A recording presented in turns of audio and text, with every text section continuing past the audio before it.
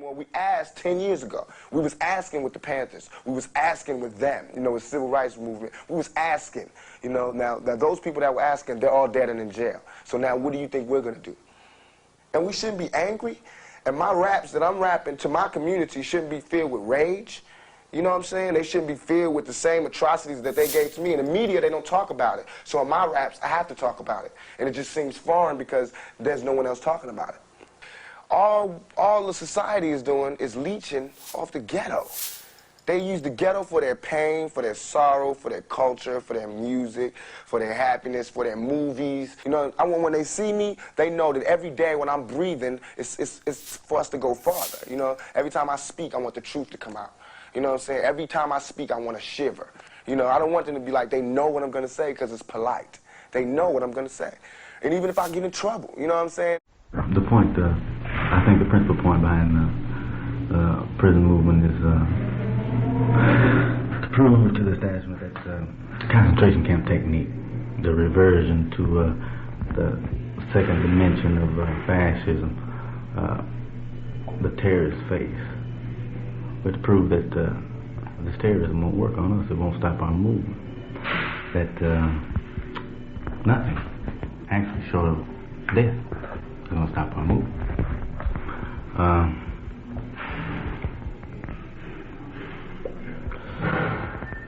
It's progress to the point now where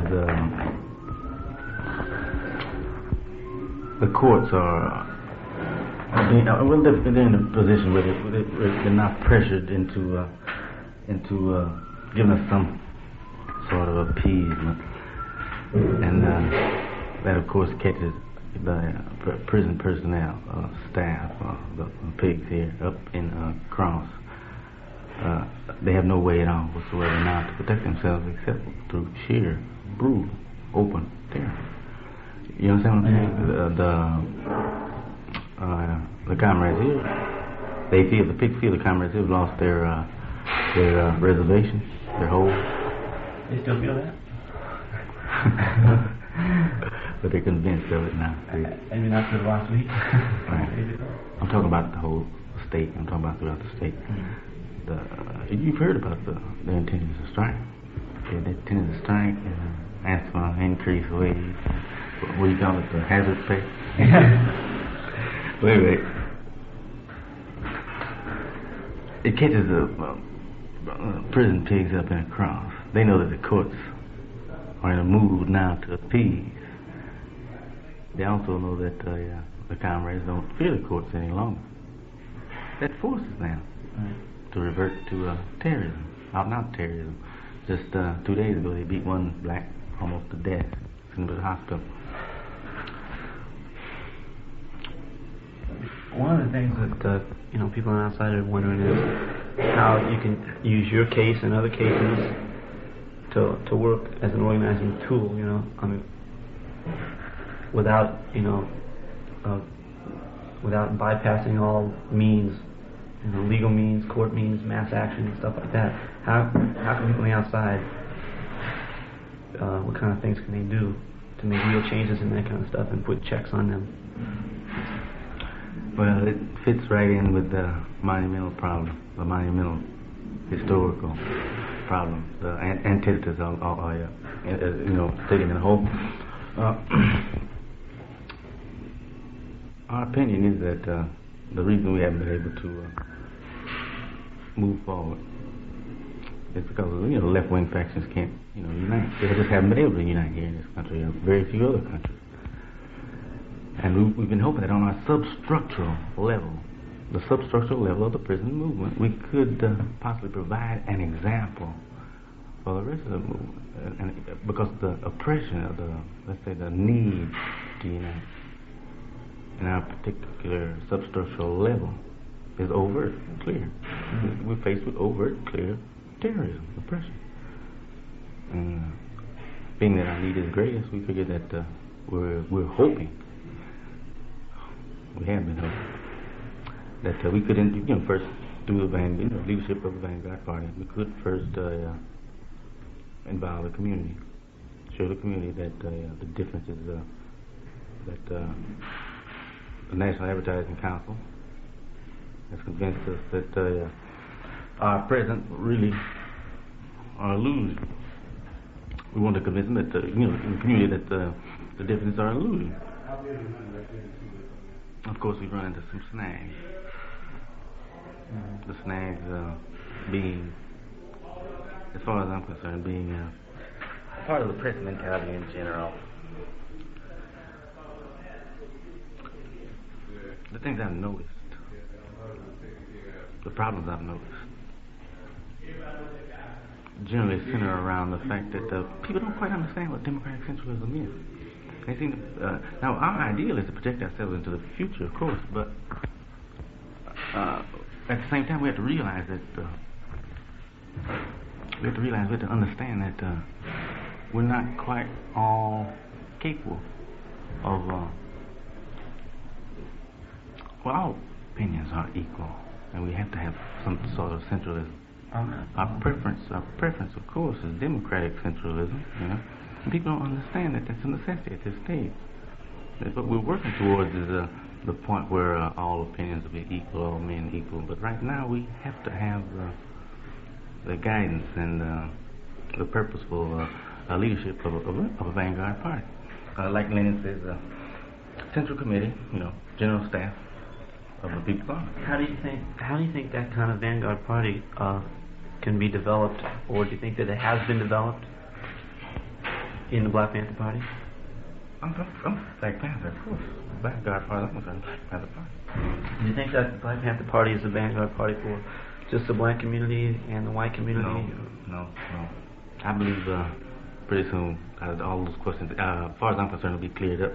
The paper is going to run a series of articles where I discuss the nature of fascism in general, and in particular, towards the end, the form that it took here in the United States.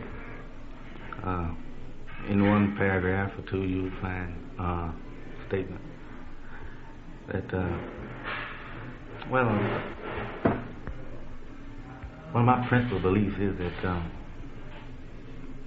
the fact that we're the most oppressed class, most oppressed segment of society, the fact that we're at the bottom of the pyramid, we're going to take the initiative. Is that background noise? Yeah, no, that's okay. We're going to have to take the initiative. I feel that our job is to begin the process.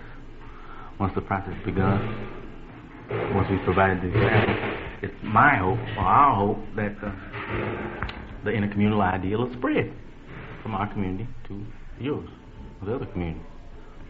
But of course, we know what the term vanguard means. It puts us out front. Well, there's in one interview by Lane Brown in San Francisco paper, The Good Times, she made a statement that they asked her what she thought of weathermen and their actions. She made a statement that she said, I don't know what the weathermen are doing, but I know that they're not the vanguard party, because they're not the Black Panther Party, and the Black Panther Party is the vanguard party, and thus they're not the vanguard party. And a lot of people were wondering about two things: one, her concept of vanguard party, and two, the reasons that she didn't know what weathermen was doing, assuming that they are engaging in some sort of revolutionary activity. Well, I won't try to second guess for Elaine's definition of vanguard party, but I just gave you a brief I just gave you a brief summation of why. I feel why I feel that Black Panther Party and the Black Panther Party, of course, is the largest black organization in the country, and it's of course, really only black revolutionary organization in the country for the reasons, like I said, that we have to be vanguard is that we're faced with a clear-cut oppression, or a clear-cut necessity, objective and subjective conditions are correct in the black community for revolution. And to get to your original question, though, I think that the reason the real reasoning behind Elaine's statement is that if you consider the focal motor theory, if you go back and consider it, you see that the idea the idea incorporates two separate thrusts, a political and military thrust. The focal motor, the initiative, the push, the motor of the revolution has to be backed by a political force. Understand? When the man steps out, and with the idea of providing example, and there's no one in the background to fill in for, to build dual power. He needs to rebuild the people's world as he destroys it. Where you at? You're left with nothing. Well, that's the question that was posed to Weatherman at that time, and that's why they changed. Yes, the whole thing. The whole thing is the focal motor theory. The focal motor theory incorporates the focal motor theory incorporates.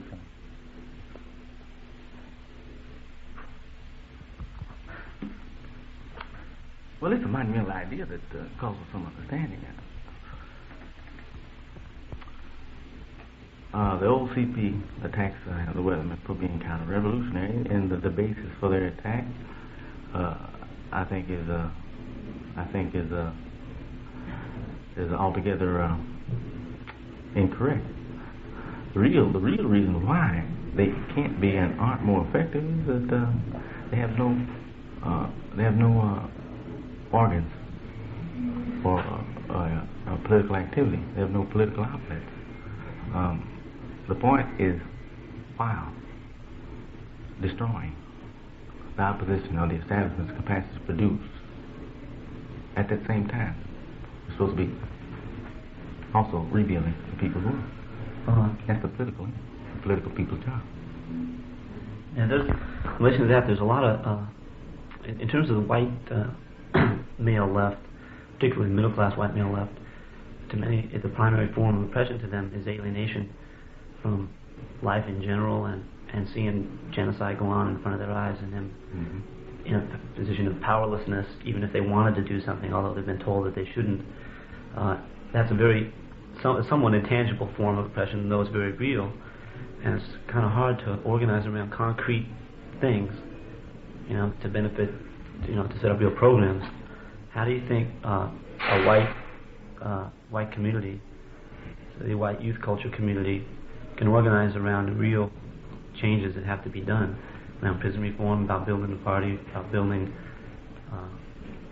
survival programs pending revolution? Although that means a different thing in white community. I mean, survival. The freaks are surviving; they're getting welfare and they're smoking dope and thinking there's real beauty. You know what we're talking about? We're talking about objective conditions. And what you're saying is that the objective conditions in the white middle class aren't correct for the political programs and the political thrusts that are possible in the black community. And you're asking for, or you're asking for alternatives. But I feel that when we start talking about objective conditions, I don't think that we should separate what I term psychological or subjective conditions too much from objective conditions. I'm saying that a man can get mad enough. A man can get mad enough to fight over what you called just now. Let's say U.S. involvement in Indochina and so forth. A man can get mad enough to fight over that. U.S. involvement in what? Yeah, U.S. involvement. All right. But that whole question follows the statement I made a while ago. We'll have to provide the example, and that was Weatherman's objective. We'll have to provide the example. The programs and the organization of political structures and so forth will have to begin with us, because that's a follow-up of my statement. We'll have to begin with us because the objective conditions are correct with us, and we're hoping that the other community will be affected somewhat. All right, their motivation, like you say, it doesn't have to be overt, let's say, starvation. It could be psychological. Yeah, it goes very deep too. Like in Berkeley, what we've been setting up, or what has been set up for the past few years, is there's free clinics and there's free auto mechanics and those kind of things to organize it around the community. But we find that people who use that are basically just freaks, kids, and that the people in Oakland don't relate to them. And, we'd like to be able to change that, although they're very skeptical. I don't think we should discount either. I don't think we should discount that the broad sections of the American middle class. I don't think we should discount the fact that they're also economically strained. Economic what? Economically strained. Their economic position is far from secure. Oh, that's clear. That's clear. But like the point is that the revolution is offering them economic security. I'm certain, positive that we haven't gone beyond the point where the revolution no longer in this country is separated from the economic motive, man. No, I don't think it is either.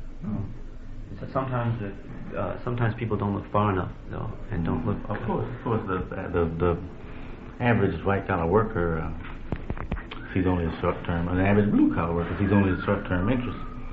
I understand that, but I believe the political point would be to make him see that there is still a very clear and present economic motive for revolution in this country. I won't discount that at all, but like in your article on withdrawal, one concerning that, there's in the white movement there's been a lot less national mass actions, like the moratorium thing, rallies for Bobby, stuff like that. And there's a lot more smaller groups with a lot of personal struggle around the way we fuck ourselves over, the way men in the community fucking over women, the way that we're not dealing with the racism that's in us in terms of struggling around black people's demands. And so what we've ended up with lately is kind of May Day actions. Been reading about that and that kind of stuff. And there's, on the other hand, the Days of Rage, the Weathermen riots in Chicago, the way people were shot, fighting, pigs and stuff. And every once in a while, people get pissed off enough and rioting on the Aves on Telegraph Avenue. And people are wondering what the ramifications of those kind of actions are and what real changes they're going to bring about. I think that any type of practice, any type of mass action is productive, because remember we were speaking of changing attitudes. We were speaking of objective and subjective conditions. The fastest way to change any conditions that aren't correct, I believe, is with trauma. Keep them in uproar. You keep things disrupted, and let that be the normal state of things, disruption. Yeah. So I subscribe to all forms. I support personally. I support all forms of disruption. Right. But not at the same time. Don't get the mistaken idea that I'm also subscribing to apolitical actions or apolitical activities that don't have a clear-cut political purpose, that aren't working within a clear-cut political matrix. But really, in my wildest imagination, I can't see how any type of disruption in this country wouldn't fall within a purposeful political matrix. Like there's a couple of stages that people go through, at least in the white movement. The first stage may be outrage, finding out what's been going on in Vietnam. That's the very first. Yeah. And not just with Vietnam, but also with the culture, American culture. Reading your book, looking what's going on with the Indians in the Southwest. I mean, we could sit here for an hour listing them off, but the next stage is how to organize around dealing with some of that stuff, and that's where people fall into a snag. You know, I got a feeling that people don't understand the concept of process a lot. I agree with that. The protracted idea. My politics, of course, is Panther politics, of course, is a combination of Mao think and Guevara think. The two-stage revolution, and then, of course, the focal motive thing. Do we need to talk about revolution in 2 stages? Well, it's a long thing. Yeah, we don't Quite a need few to. stages. I mean, I'm talking about Mao's theory of revolution in 2 stages, making the necessary alliances at first with any groups or any segment of society that's in opposition to or that's being exploited by the principal enemies. I'm talking about the men who have placed themselves at the center and above society, the fascist manipulators. First, pulling these people together with, in some cases, with using the loyalty instinct. In other cases, pointing out the similarities in our conditions, reaching for the entente, reaching for the reconciliation. That's what I think of in terms of mass action. But following the mass action and the destruction of the unrighteous, the second stage, of course, would be the socialization stage. I don't think we should worry right now that all of the people that we're allied with be strict Marxist Leninists, just so that they're loyal to revolution. In reading Mao, you see that everywhere he's absorbing, and in some places even the comprador bourgeois, and points all the way to almost to suicide. Almost, he was compromising with the comprador bourgeoisie and the national bourgeoisie in China. I'm not saying that we do the same thing, but that's what basically that's what Comrade Huey Newton was saying in his article. His article relating to black capitalism. Mm-hmm. And a lot of people misunderstood that because I didn't. I think I misunderstood that. Did you? I mean, not that I misunderstood it. It's just that I had a lot of understanding the concept. Everybody that misunderstood that, of course, that misunderstood that, have not read Mao Zedong's theory of revolution in 2 stages.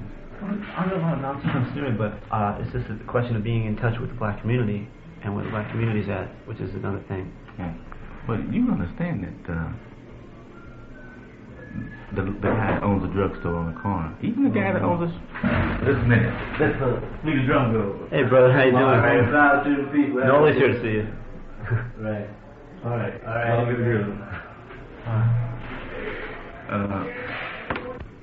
was right in the middle of another. Drugstore on the corner. Yeah. Even the guy that owns the shoe factory. I'm talking about the black. They aren't capitalists, of course, because where did they buy their leather from? Their rubber, their string?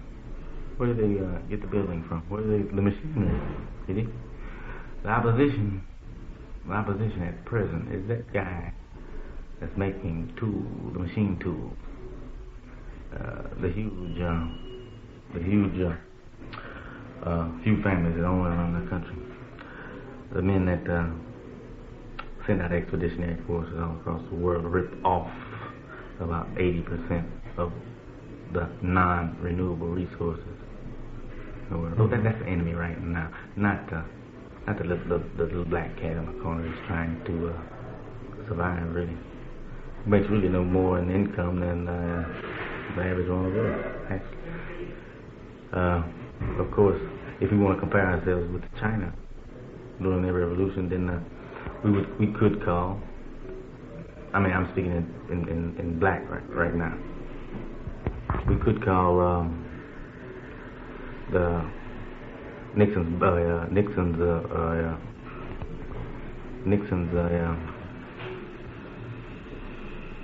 black capitalism or Nixon's black capitalists. We would call them the conquistador bourgeois. But of course, they're slated for destruction after the first stage, after we get rid of the real enemy. Right, so the basic concept is that attacking the most heightened contradictions first, and then deal with the smaller contradictions later on. The socialization process comes later on. But really, behind the ideal is that we need allies. We need allies. That's what we can't isolate ourselves. That's what he's saying. There's a couple of problems that some people have discussed in the last couple of years. One is wait, before you go any further, the articles that Comrade's been putting out in the paper, and he's been putting forward for us to try to relate to and understand. The principal intent is to isolate the targets of revolution. That's his intent. That's his whole intent right now. To isolate the targets of the revolution from the forces of the revolution. You see? So, in misunderstanding that article on black capitalism,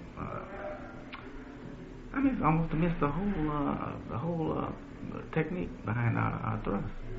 We're trying to isolate the real targets of revolution, and at the same time gather the forces of revolution. Go ahead now. In terms of gathering the forces, there's a lot of division in the movement. Let's say take just the white community alone. Women, particularly, are not into uniting with men who constantly oppress them sexually, and constantly treating them as sexual objects, and won't deal with them other than in terms of a fuck, and that's kind of hard for a woman to deal with, and they shouldn't have to deal with that. What can be done with that? And also in terms of white people, how can black people ain't going to work with white people who are racist and who ain't even deal with it. It's understandable that white people are going to be racist. It's understandable that men are going to be sexist when we've been brought up that way. But the question is, what point is liberal? What point is being liberal? No, that's a big question. That's a two-part question that I'm laying to go into. How much time do we have? We got time to go. It's an important question. It's one of the most important in the movement right now. I think that's one of the criticisms of the Black Panther Party has been anti-gay people for one. No, I don't think so.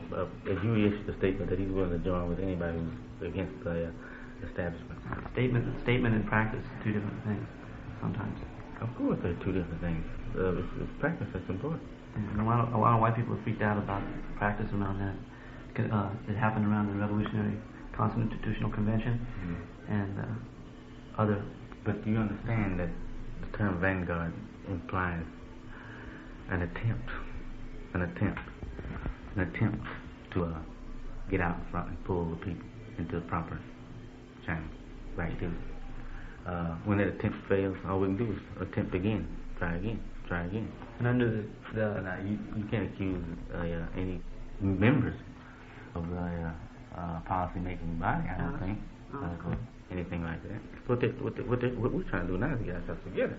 I'm trying to make any. I don't want to accuse anybody. I'm saying that when things happen like that, it's understandable, and that's the way it's going to happen. It's mistakes are going to be made. The question is, how are they going to be dealt with, and how are effective modes of criticism, unity, are going to be carried through? We're going to reanalyze this whole woman question. We're going to analyze the whole thing. I think there's a big difference between the woman question in the black community and the woman question in the white community. For sure. But I'd like to reopen the whole thing all over again. It's open in the white community. Yes, I don't know that. It's open. I'll admit that everybody has to admit that men do in ways fuck over women emotionally, psychologically. But the reverse is also true. See, I think the responsibility should be shared. Let me get this up here. Addicted to these copies. Change. I think that if we reanalyze this question and stop being so really head up and emotional about it, that we can see that I think that we would be able to see that the psychological torture, the emotional oppression is a two-way thing. Do you think one could be a reaction to the other? They're interrelated, they're connected. But now, what I'd like to point out is the roots of the problem. Let's go back. I don't think that Marx dealt with it sufficiently. I don't think that that Engels dealt with it sufficiently. I'm talking about right now I'm talking about the nation of the family, the state, and so forth, from the beginning. I'd like you to consider right now the very first group of women, or let's say the first woman, or the first group of women. Do you think that any man at that time, when we're going way back, right? Do you think that any man at that time could have talked his woman into destroying his child or destroying their children? Who really did decide who should play what role? And what's oppression? What is oppression in this particular vein right here? I think it's really messing over an individual to give him a role, teach him a set of responses. Sure. That he will not later on be able to live up to, and that's what's been happening throughout history with this role. Yeah, people understand where that comes from and who benefits from that that extensive labor force of all these women staying home cooking for Rockefeller. Oh, you see what I'm saying, man? It's a possibility that somewhere way back down the long line that a female came up with the idea of oppressing us by putting us out there on the hunting ground to match our skills and strengths with the animals. Or put us out there in the field, right? Yeah, a lot of it's also the question of who's winning and who's losing. Oh. Well, I was saying, I think that if we reopen the whole question, launch a brand new dialectic and try to rediscover all the ways that we are fucking over each other, oppressing each other, that we'll find that we have very little to accuse the other of, and that's particularly so or true with the black community. What Huey's comments in the write-up on Sweetback, I think they were pretty poignant and pretty clear. In our case, with the black subculture being a matriarchal culture, in our case it is the women who are going to have to stop emotionally oppressing their sons and emotionally designating roles that further enslave or that further oppress us. What he was saying, I feel in essence, was that the only way that the black woman is going to ever be liberated is standing in the arms of a liberated man. And the only way that can ever take place is for to raise a liberator instead of a coward. A lot of women find it impeding the efficiency of their social practice when they're working with men, and men will not relate to them as comrades. They find it hard, if not impossible, to do good political work. How can that be resolved unless the men start dealing with the stuff that comes down? I consider myself the focal motor, and I won't go any farther. But I have no problem whatsoever in relating to women as equals if they can show themselves equal. But I feel that same way about men. Did you? I feel the same way about another guy. Yeah, but one of the reasons that women sometimes initially aren't exemplary revolutionaries in early stages is because they've been brought up in such a fucked up society, and the society told them, you can't make revolution. All you can do is wash dishes, and that gets pumped into your head so long that it's very hard for you to get out of that. I breezed over that too fast. Maybe I breezed over that too fast. I'm not going to ask you to wash any dishes. Any dishes we wash in our military safe house, we wash them together. I concede all that. If she's willing to stand beside me and pull the trigger, it doesn't call for more than 3 pounds of pressure to pull the trigger on a constructed rifle. In political discussions about what to now, do, I'm speaking strictly from the military. Well, say we're in a military situation and there's men and women involved and decisions made to do something, or is being made, and women are intimidated from speaking, and men are pushing a lot harder and stuff, and not paying attention to what the women are saying and not giving validity to the women's ideas. That's not valid at all. You cannot ignore an individual that's standing beside you with a gun. You just cannot do it. I'm saying this, that it's impossible for a man to fuck over a woman if she's got a gun too. You dig what I'm saying? I've got a gun, she's got a gun. I cannot push myself in front of her. That's a physical impossibility. Well, even say putting out a newspaper, when decisions are made, political decisions that are made that could have far-reaching effects, and women are intimidated from saying they might not have a gun, but they're intimidated from psychological intimidation from the past, things from the past. It's heavy. It's really heavy. I understand that, but I'm saying that the only way we can begin to resolve the contradictions is with the practice. And I'm saying that the first step in that practice is so-called activity, revolutionizing activity. It's also true that one thing was when you're say you're in a military group, it's very clearly important that the people know and understand and can and love each other in engaging in that kind of activity, and that or live a normal life in spite of the fact that there's war. I'm saying, look. Like you say, it's heavy. Wrapped right up with this same question is another problem that we as blacks have. The ideal of just what is disciplined behavior, and what is authoritarian behavior.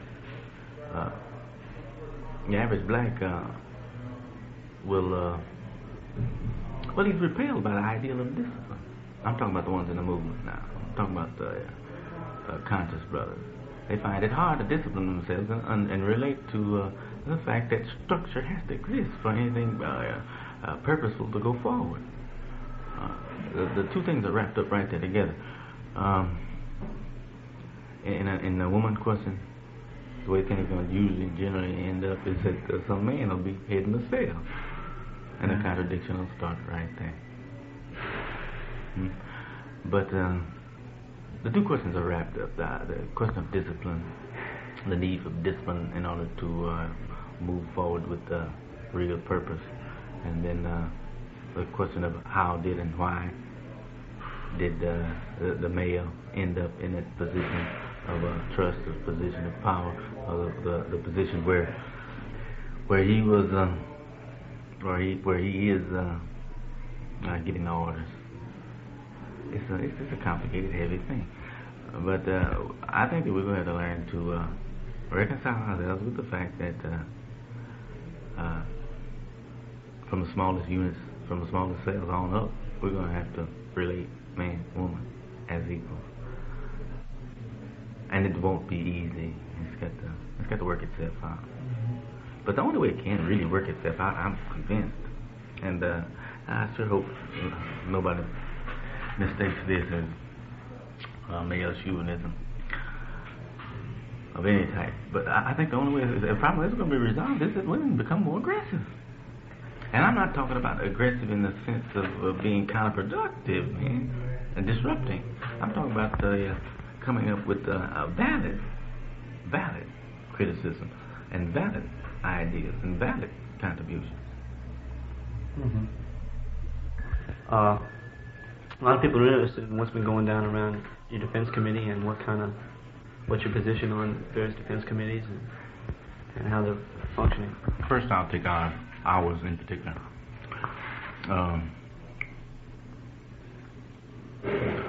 Our ideal at first was to involve, of course, the order came down to involve the community as much as possible, to give the community the responsibilities that we felt would help involve them in anti-establishment activity.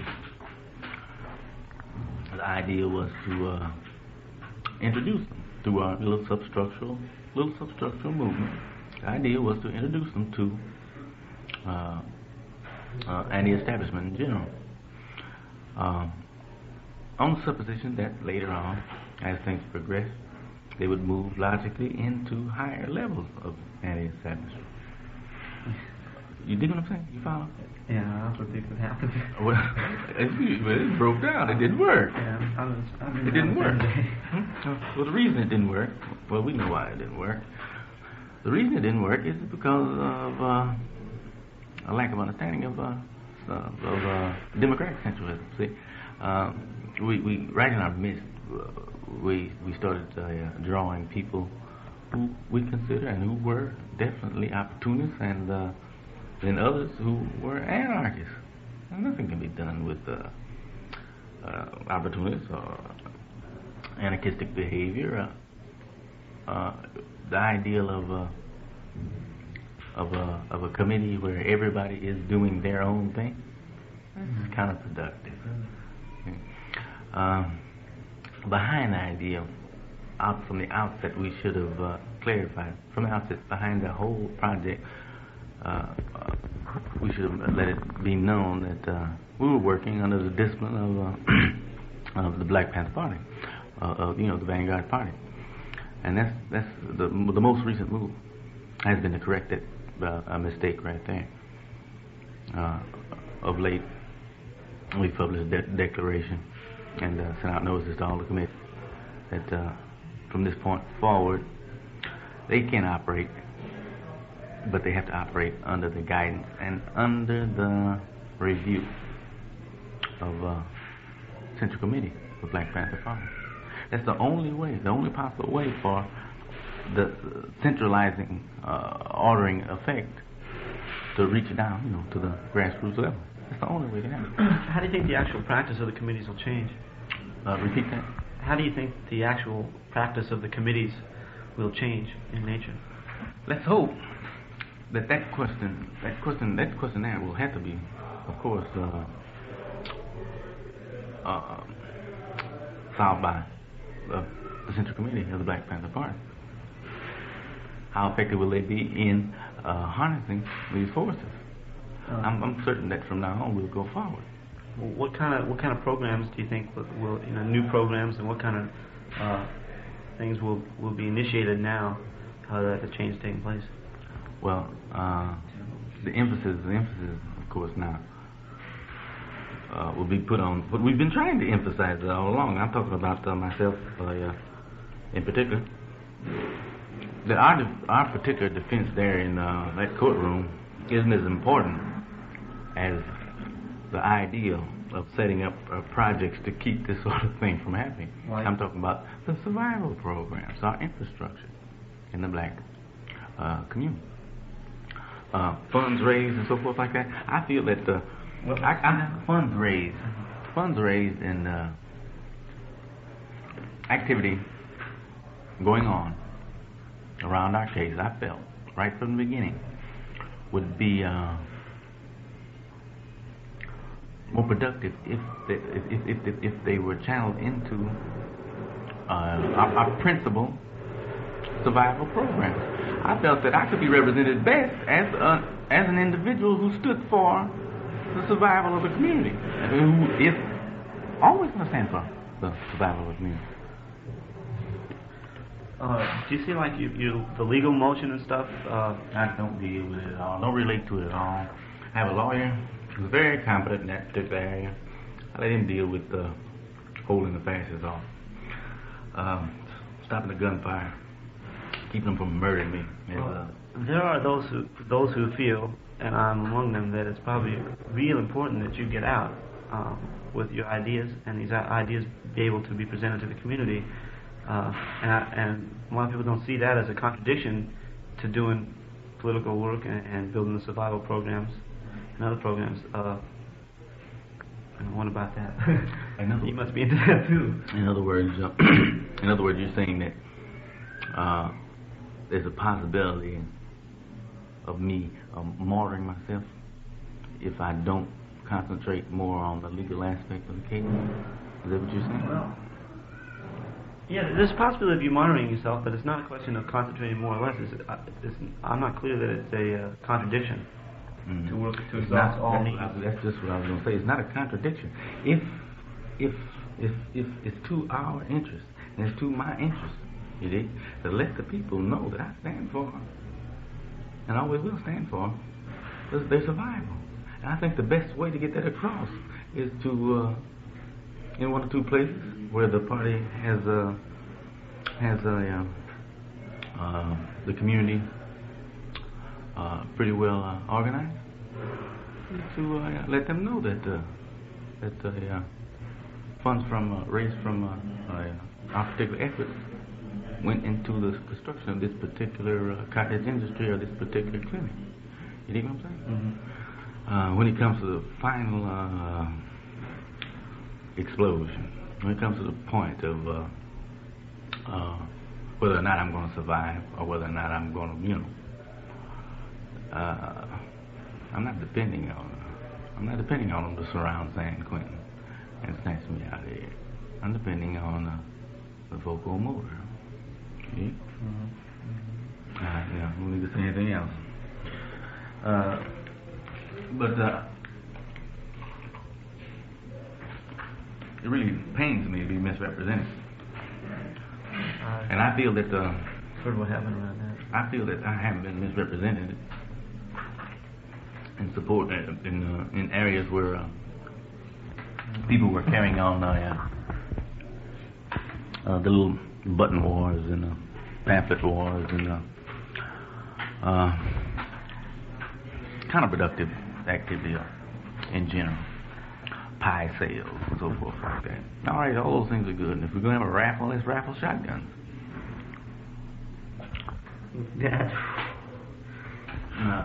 I don't want to seem this overtly critical of the Weathermen because I dig them. And we're not going to compete over who's the vanguard party. That's not the point.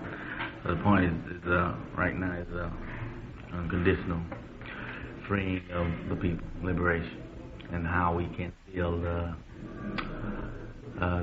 day we talked about a while ago. I'd like to offer this as a possibility. It is a possibility that Bernadine and the rest of the people involved and the Weathermen see the focal motor theory in a much broader sense than we see it. See, we're relating to it as it relates to us in our particular condition. We say the objective conditions are in the black community for revolution today, that all that's missing here and there are a few of the subjective. The objective conditions are there. The subjective conditions are missing here and there, and we're moving forward on that. With our programs and with our movement, and by movement I mean the shootout on Central, August 7th, and all attempts to, and all actual efforts made to put the fascists to death. But like I was saying, perhaps the Weathermen do understand the focal motor theory and are looking at it in a much broader sense than we are. Like before when I said the ideal embraces in its essence, in its heart,